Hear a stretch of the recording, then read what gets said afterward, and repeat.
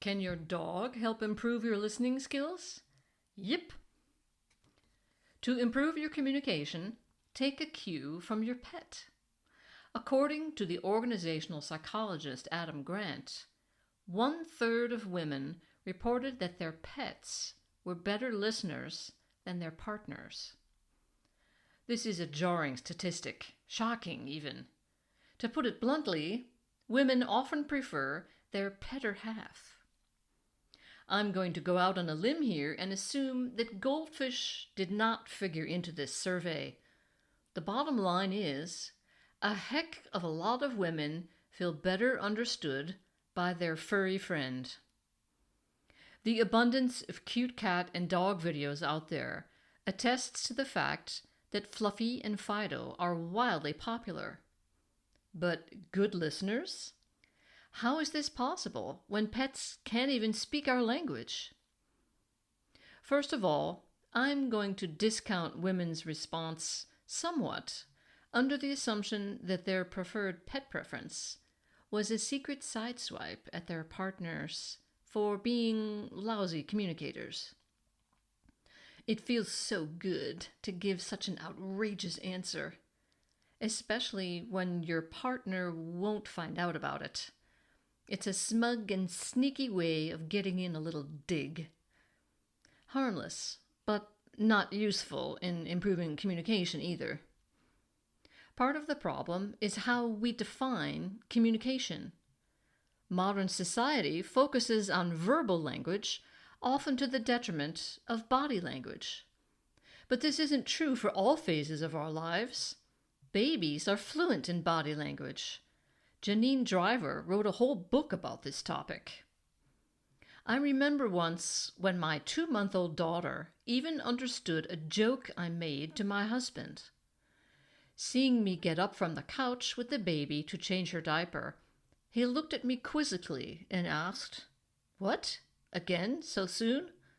"Oh, yes," I said. "She already again." My daughter was watching and listening to me closely, and when I made that noise, she giggled. She was too young to understand my words, but she instinctively knew I was making a joke. I'll never forget that moment. It taught me never to underestimate my kids' intelligence.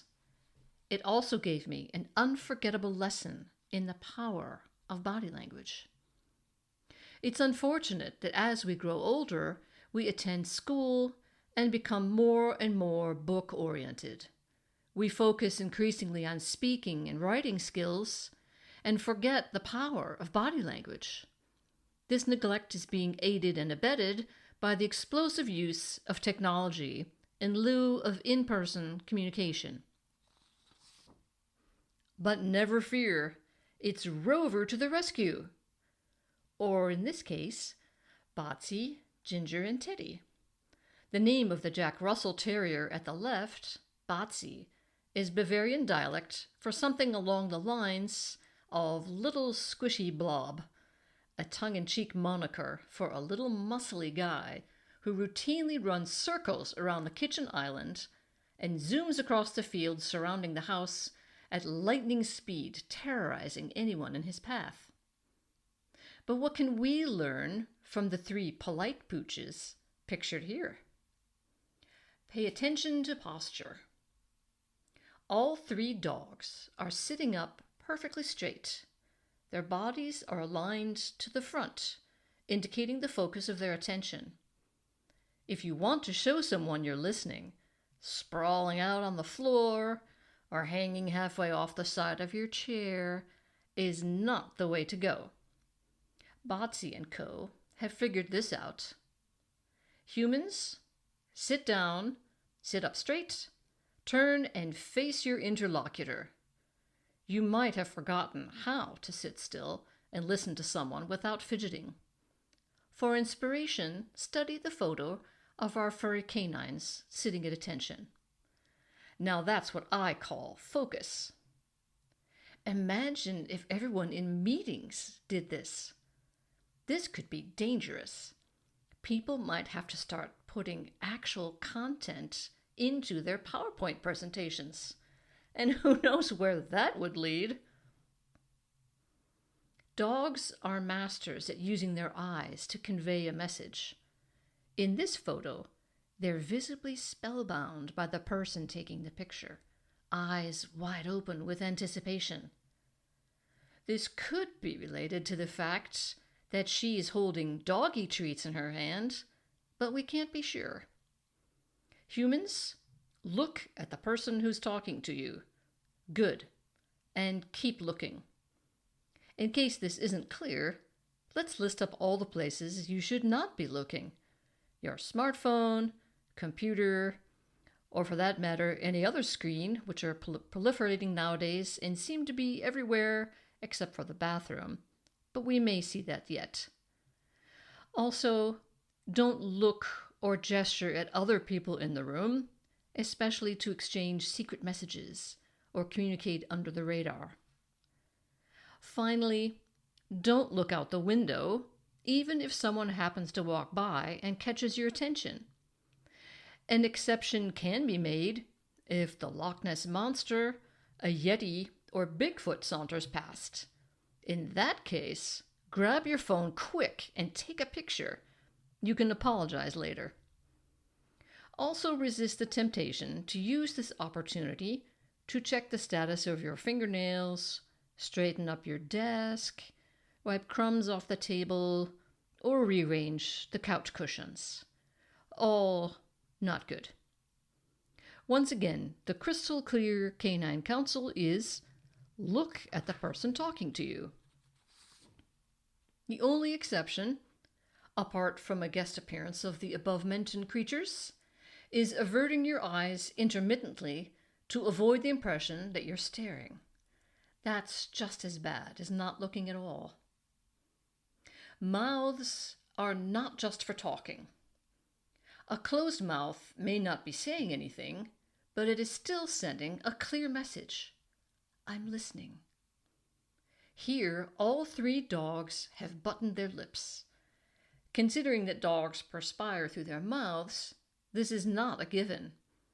Dogs often hang their mouths open to breathe more easily too. But here, they have their mouths closed to neaten their appearance. It's what they do if they were standing at attention for a roll call in the army. You don't see those guys blowing bubbles, biting their lips, or drooling, as the case may be. Humans, just put a lid on it, as Grandma would say. If you keep your mouth shut, it will keep you from interrupting. And keep the flies out. Another quote from Grandma. Don't lick yourself either, just in case that's something you ever do. Hold still. Our three tail waggers are abstaining from one of their favorite communication activities to heighten their focus. No twitchy tails here. Instead, they're intent on what their mistress is trying to tell them. They're just sitting. Humans, sit. It's as easy as that. Sitting still will help you zero in on the person talking to you. Sit. This also means not crossing and uncrossing your legs, not fussing over your coffee. In goes the cream. 1, 2 spoonfuls of sugar. Stir, stir, stir. Tap, tap, tap. No. By all means, pour yourself coffee, but don't make a production out of it. It makes it look as if you're more interested in your coffee than the person across from you. If that's the case, you need to reconsider why you're listening to this person in the first place. If this is all too complicated for you, just print out the picture of Botsy, Ginger, and Teddy and tape it to the side of your computer. Do what they do. You'll be fine. Yep.